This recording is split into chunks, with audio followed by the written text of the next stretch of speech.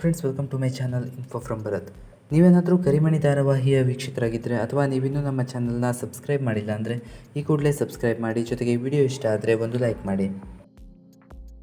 Colours Kannada ವಾಹಿನಿಯಲ್ಲಿ ಪ್ರಸಾರವಾಗುವ ಜನಪ್ರಿಯ ಧಾರಾವಾಹಿ ಕರಿಮಣಿ ದಿನೇ ದಿನೇ ತನ್ನ ರೋಚಕ ಸಂಚಿಕೆಗಳೊಂದಿಗೆ ವೀಕ್ಷಕರ ಮನ ಗೆಲ್ಲುವಲ್ಲಿ ಯಶಸ್ವಿಯಾಗಿದೆ.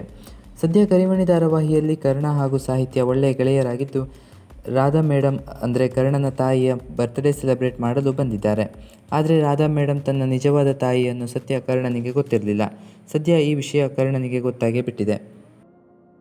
ಹೌದು, ತನ್ನ ತಾಯಿನೇ ರಾಧಾ ಮೇಡಮ್ ಅನ್ನೋ ಸತ್ಯ ಕೇಳಿ ಕರ್ಣ ಶಾಕ್ ಆಗಿದ್ದಾನೆ.